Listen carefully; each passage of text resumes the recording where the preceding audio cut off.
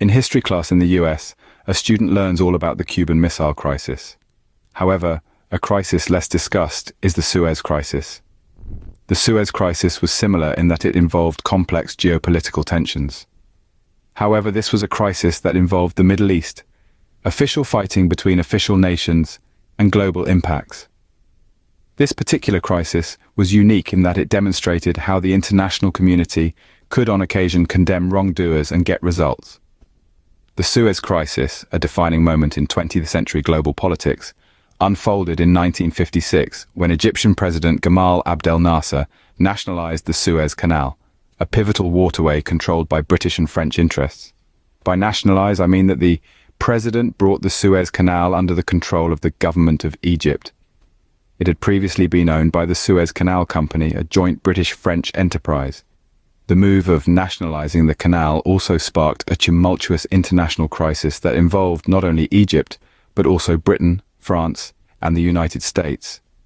The conflict revolved around issues of decolonization, Cold War rivalries, and the struggle for control over this critical maritime artery.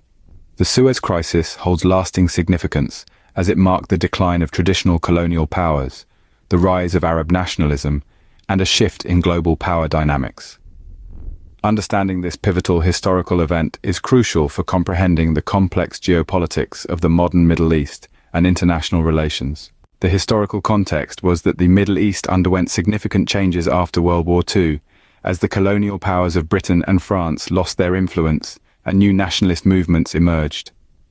One of the most prominent leaders of Arab nationalism was Gamal Abdel Nasser, who became the president of Egypt in 1956.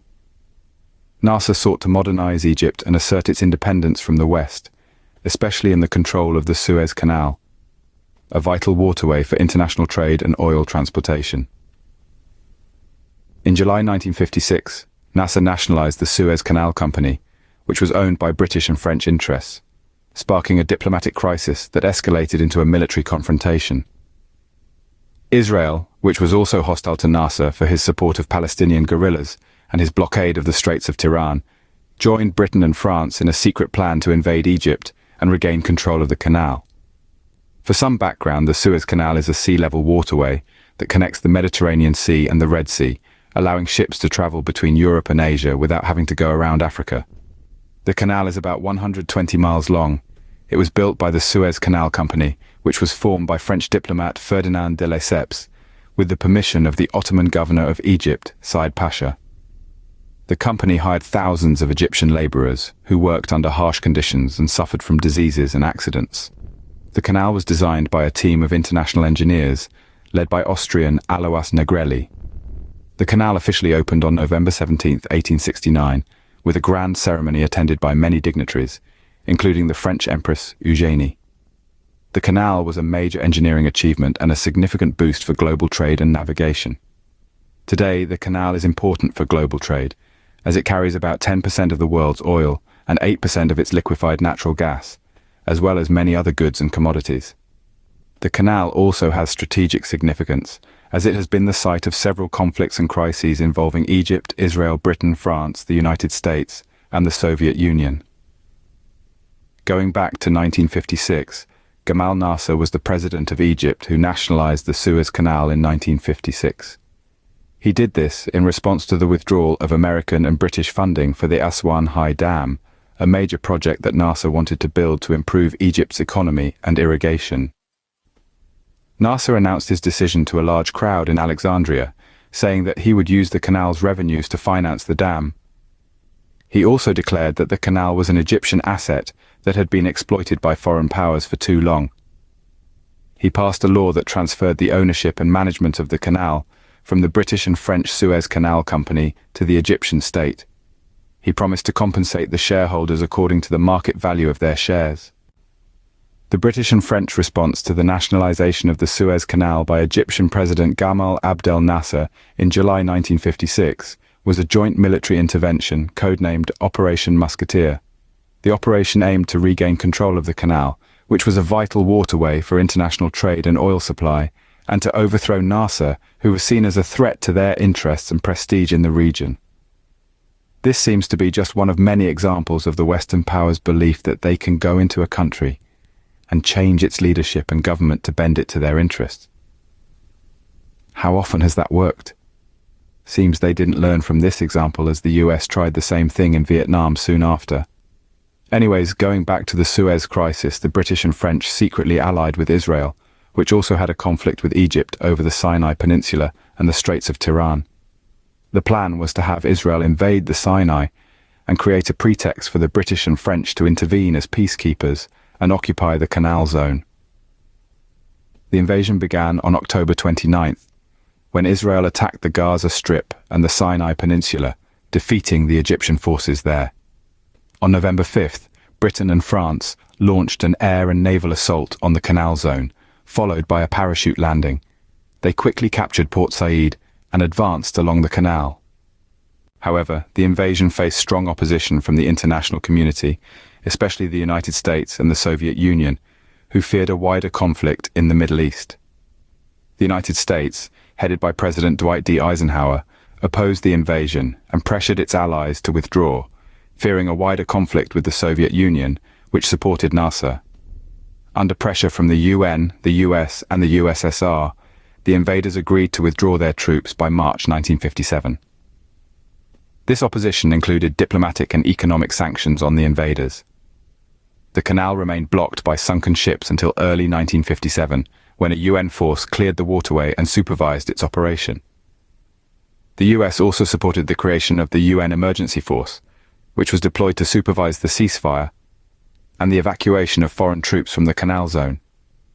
The Suez Crisis marked the decline of British and French influence in the Middle East and the rise of Nasser as a regional leader.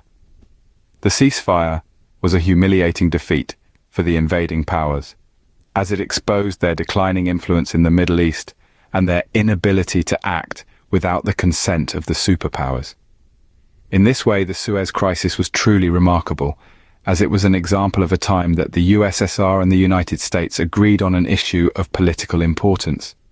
The fact that the two superpowers of the time agreed made the British and French actions even more humiliating. While the British and French tried to appear as reasonable mediators, their motives in seizing the canal made the intent of their actions all too clear. The ceasefire also boosted the prestige of Egypt's president, Gamal Abdel Nasser, who emerged as a leader of Arab nationalism and a champion of anti-imperialism. The idea of resisting Western colonialism has been an Arab rallying cry to this day. This idea likely had its foundations in the success of Nasser's resisting the imperialists in his region. An event that was spurred on by the Suez Crisis was the 1958 Arab Unification Movement, an attempt by Egypt and Syria to form a single state called the United Arab Republic, UAR, which later included Yemen as well. The UAR was inspired by Nasser's vision of Arab nationalism and anti-imperialism and aimed to counter the influence of Israel and the Western powers in the region. However, the UAR collapsed in 1961 due to internal conflicts and external pressures. The Arabs have often attempted to be united, but often in history it seems the only time they can be united is in the hatred of a common enemy, as there exists intense religious divisions in their culture. This was true in the 1960s and is still true today. To sum it all up, the Suez Crisis was a conflict in 1956 that involved Egypt, Israel, Britain and France over the control of the Suez Canal, a strategic waterway that connects the Mediterranean Sea and the Red Sea. The crisis began when Egypt's president, Gamal Abdel Nasser, nationalized the canal, which was owned by a British-French company. Britain and France, who relied on the canal for their oil supplies, allied with Israel, who was at odds with Egypt over border issues, and launched a military attack to regain the canal and overthrow Nasser. However, their intervention was opposed by the United States, the Soviet Union, and the United Nations, who pressured them to withdraw their forces and respect Egypt's sovereignty. The Suez Crisis marked the end of British and French influence in the Middle East, the rise of Nasser as a leader of Arab nationalism, and the emergence of the United Nations as a peacekeeping force. Thank you for watching this video. What do you think about the Suez Crisis? Was it a justifiable act by Britain and France? Can you understand now why Arabs today harken back to the idea of decolonization? Finally, what would you like to see in the next video? Let me know in the comments down below.